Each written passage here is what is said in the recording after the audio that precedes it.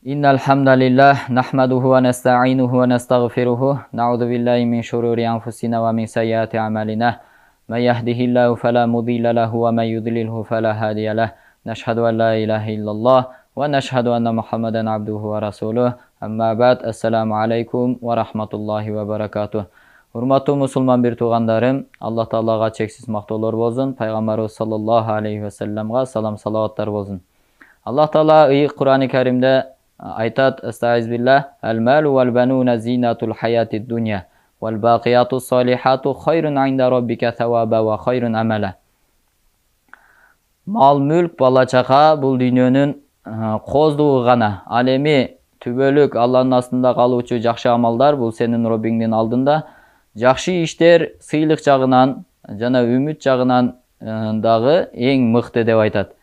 Сахаба разияллаху анхумдар пайгамбарыбыз саллаллаху алейхи ва салламга келип: "Я Алланын элчиси, бакияту солихат деген эмне?"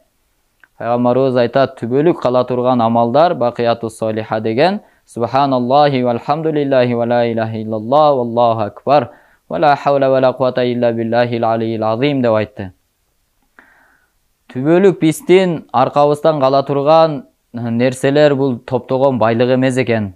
Жана куруп койгон бийик үйлөр эмес экен, балким кылган жакшы амалдарыбыз түбөлүк калат экен да туугандар. Алла бул дүйнөгө жаратты сыноо үчүн. Алла Таала Кур'ан-ы Каримде дагы бир аятта айтат: "Астагфируллах, аллази халакал маута вал хаята лияблувакум айюкум ахсану амала." Биз ушундай өлүк менен тирүүнү жараттык, силердин кайсы бириңер бизге жакшы амалдарды кылып келишиңерди билиш үчүн, сынаш үчүн жараттык деп айтат. Ошондуктан туугандар, бул дүйнөгө сыноо үчүн жаралганбыз. Бул дүйнөдө түбөлүк калып кала албайбыз. Күчтүүсү дагы, күчсүзү дагы, акылдуу дагы, акылсызы дагы, байы дагы, кедейи дагы, мансаптуу дагы, мансапсызы дагы эртең Алланын астына баруучу күн келет. Бирок адамдын даражасы качан билинет? Бул дүйнөдө билинбейт. Эртең түбөлүктүү акыретке барган учурда Аллахтын астында эң кадыр бартуу адамдар кимдер болот? Бул дүйнөдө өзүнүн каалоосун эмес, Аллахтын каалоосун аткарып жашагандар.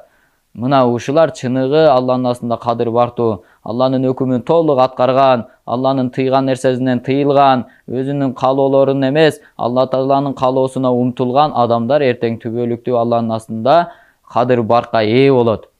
Бул дүйнөдөгү отурган жумшак төшөктөрү маанилүү эмес, айдаган машиналарыбыз, чоң машиналар, жакшы бир бийик үйлөр маанилүү эмес. Эртең кабырга барганда бейиштин бир бакчасын айланыштыгы мына ушул маанилүү.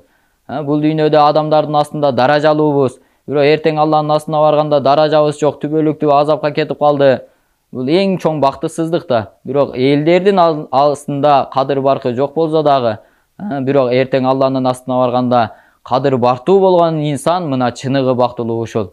Ошондуктан туугандар, пайгамбарыбыз саллаллаху алейхи ва саллям айтат: "Бул дүйнө чымындын канатынчалык дагы кадыр баркы жок. Эгерде чымындын канатынчалык кадыр баркы болгондо кафырларга бир тамчы дагы суу бербей коет эле." Дүйнө деп жүрүп туугандарым, эртең акыретке барганда өкүнүүчү болуп калбайлы. Дүйнө деп жүрүп тууганым, Алла Тааланын астында кадыр барсыз болуп калбайлы. Дүйнө деп жүрүп өзүбүздүн ибадатыбыздан дагы айрылып, ибадатыбызга дагы убакыт болбой калбасын. Ушул дүйнөдө биз Алла Тааланын өкүмү менен жашап, пайгамбарыбыз саллаллаху алейхи ва салламдын сүннөтү менен жашай турган болсок, мына ошондо дүйнөдө дагы бактылуу болобуз, акыретте дагы бактылуу болобуз. Бардыгыбыз аракетибизди кылайлы. Дүйнө кыска туугандар, эч ким билбейт, качан өтүшүн, качан өлүшүн билбейт. Кимде ким Аллах Тааланын өкүмүн аткарып пайгамбарыбыз саллаллаху алейхи ва салламдын сүннөтү менен жашай турган болсо, ал адам түбөлүктүү бул дүйнөдө дагы, акыретте дагы бактылуу болот. Ошондуктан туугандар, бул дүйнө кыска дүйнө, эч ким билбейт, качан өлүшүн билбейт.